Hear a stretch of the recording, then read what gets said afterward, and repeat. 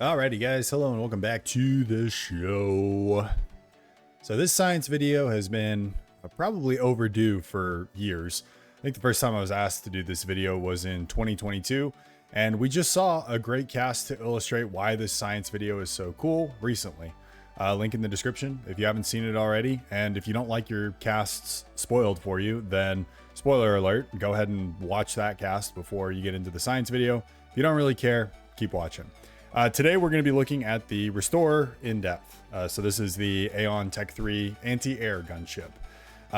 Anti-air capabilities, air to ground, and then where it stacks up against its contemporaries, being the Broadsword and the Whaler. And hope to answer the question, is the Restorer a truly incredible unit? Or in that cast, was it an average unit in the hands of a very skilled player?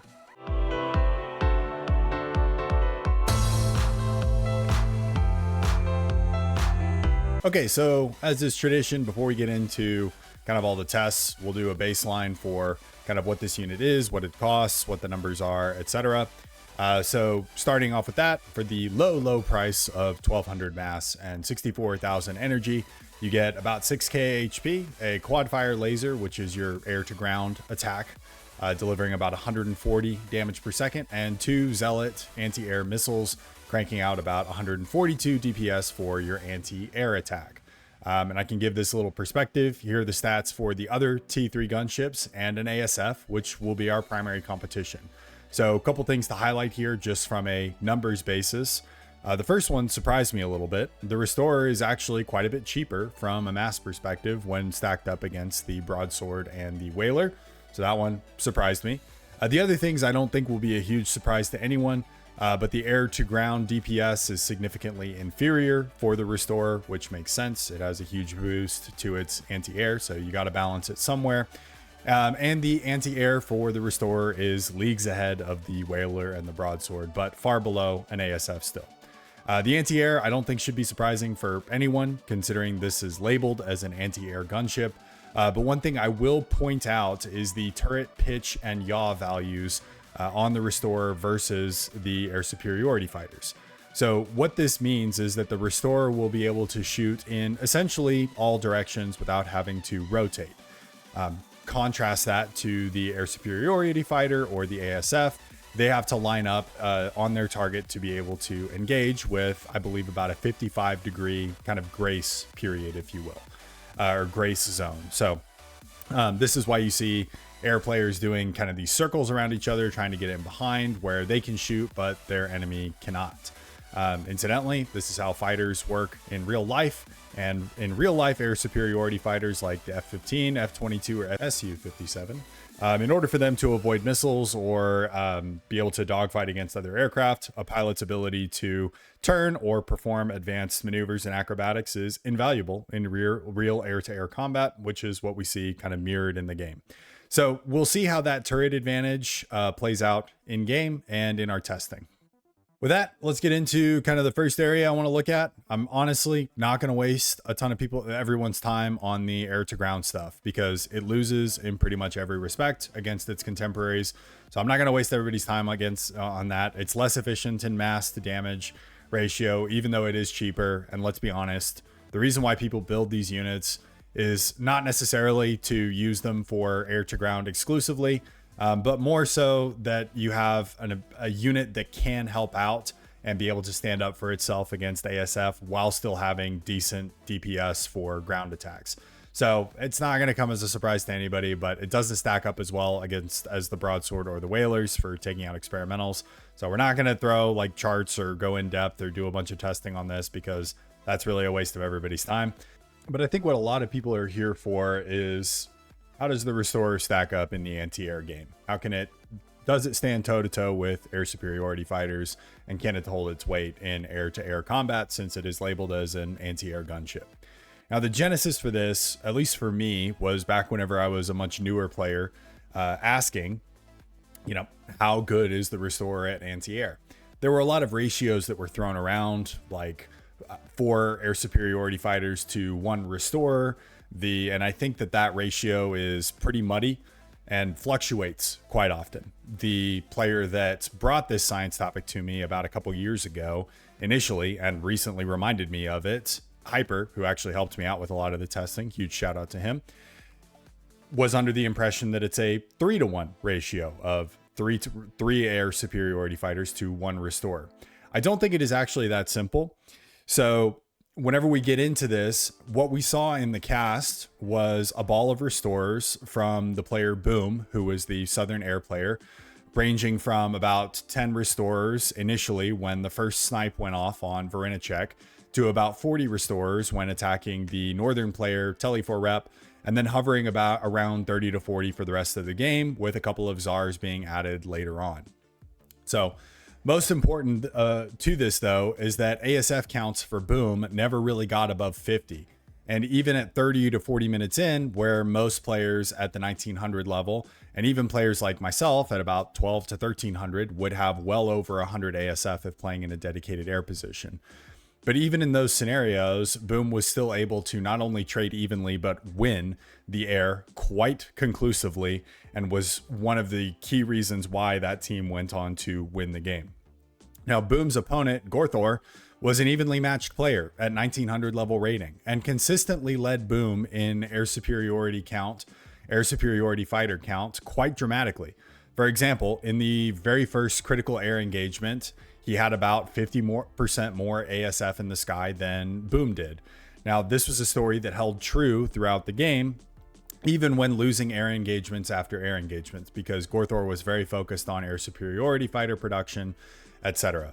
Now, I mentioned earlier, Hyper, a good friend of mine, was the guy who helped me run a lot of these tests, because I didn't want to set this up in a scenario where just the restorers are patrolling and the ASF are patrolling. In this kind of scenario, you kind of need to have a little bit of micro. So Hyper helped me out here.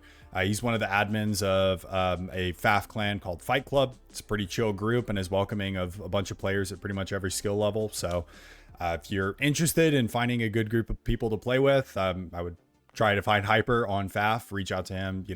I'm not sure what kind of criteria you have to exhibit in order to get into Fight Club, but I know that they're a pretty decent group of guys. So now that I have completely violated the #1 rule of Fight Club, we'll continue on with our testing. Now, we started out on our tests utilizing the ratios that we had both heard. So my ratio of 4-to-1, his ratio of 3-to-1. And we kind of started this relatively blind and ended up stepping this down throughout our testing, because 4-to-1, 3-to-1, even 2-to-1, absolutely the ASF wiped the floor with the restorers. And we found out that with me microing the ASF and Hyper microing the restorers, the ratio actually settled more around 1.2-to-1 or even 1-to-1 restore to ASF, which doesn't look good and didn't quite line up with what we had been hearing from pros throughout the scene about how good the restorers are. We tried scaling this up to quite large amounts at about 100 restorers, thinking that the AoE effect of the missiles might help in a large ASF ball, but we saw very similar results. And then we also tried throwing in a couple of ASF that Hyper could micro on his side to kind of protect the restorers, but that also didn't really seem to make a ton of difference. So this one was a little bit of a head scratcher, and Hyper and I spent about 30 to 40 minutes on this call talking about what we were doing wrong in this testing. And we had a little bit of a breakthrough. Well, we had two breakthroughs. One was on the call with Hyper. The other I noticed whenever I was going back and watching the cast, because I couldn't understand why Boom was doing so well with that particular number of restores against superior forces in ASF. So the first thing that we noticed is the way that you micro ASF has a huge impact on the way that they can fight restorers. You need to fight restorers differently than the way that you fight a rival ASF force. So as an example, I don't know if this is correct or not, but one thing that I do whenever I am fighting enemy ASF is sometimes I will, instead of clicking in really, really tight circles, every now and then I will try and drag my opponent in a particular direction, hopefully getting him to overshoot. And then I can circle in back behind him if I think an air engagement is going poorly. It's served me relatively well.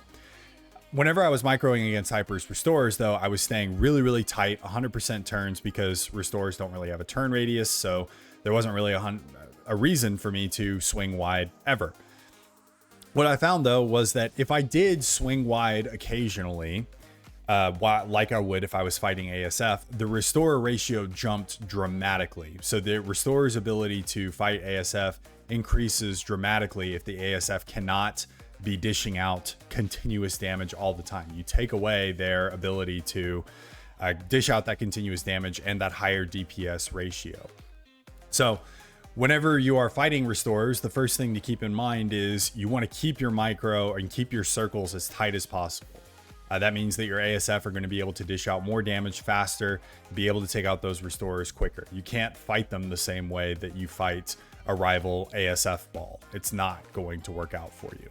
Now, the second thing I noticed, and this was what I noticed this morning whenever I went back and looked at the cast a little bit more in depth, whenever I was only focused on the Restorers and the ASF from both players, I noticed that Gorthor would regularly focus on Boom's ASF, while the Restorers are pulling back and creating a little distance and using that 360 degree attack zone and the decent range that they have to deal damage and assist in the air battle at a longer distance.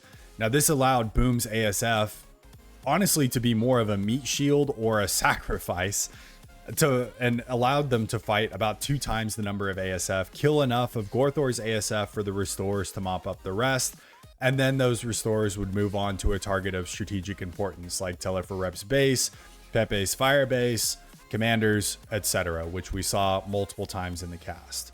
So by Boom using his ASF as almost a meat shield, even though his ASF were, he would send in 20 ASF to fight 70 of Gorthor's ASF. Those 20 ASF, all they had to do was just keep the enemy busy for a second while the Restorers pulled back and started dishing out damage at range.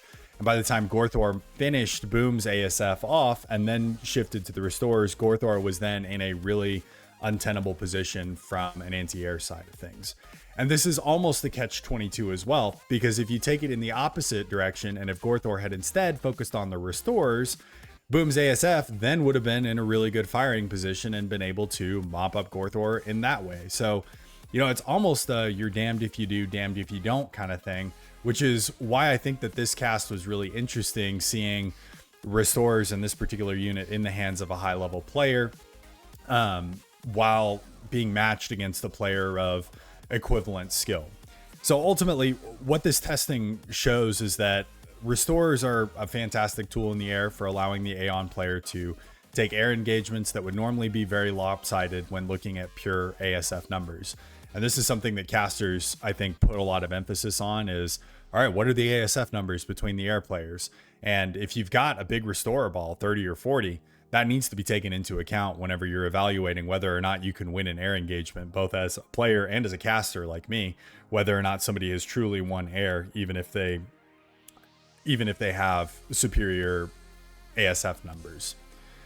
So at the end of the day, the question everybody's asking, is the Restorer the best gunship? And this is kind of the $1 million question. And the answer is, I believe, highly dependent on the player. Obviously, if you have the ability to tie Restorers to one control group, ASF to a separate control group, be able to make turns on your ASF so they don't get vaporized, keep your Restorers at range to allow them to contribute, then have the presence of mind to go after a high value target immediately after, then yeah, there's a really, really strong case that I think that they are the best gunship in the game. But like we see with so much of the Aeon faction, if you don't have that ability, then you're going to lose both your ASF and Restorers and air altogether, leaving you in a worse position than whenever you started. And we see this quite often with the Aeon. In my faction comparison video from, this was probably 2 or 3 years ago now, the Aeon, what I said in that video still holds true today. The Aeon are the most difficult faction to play. But if you can play them really well, they have a ton of advantages that the other factions do not have. And this, I believe, is one huge example of that. If you are the right player that has the actions per minute to be able to crank out Restorers and bolster your ASF and then shift to a high value target after, the Restorers, I believe, are incredibly good. But if you're a player like me, where if even thinking about doing that makes your head hurt, then it's probably not for you. And the nice thing about the Aeon though, is that you don't have to take this approach. Like their ASF are just fine. Like the Aeon ASF are, there's no downside to the Aeon ASF. They're just fine. They'll be able to stand up in any engagement versus other ASF. So if you don't want to do that and you don't want to go for the Restorer strategy, you don't have to, and you're not forced into it. So this is an area of, I think, really good flexibility, as well as really good strength for potentially the worst faction in the game. And with that, I'll see y'all in the next one. Peace.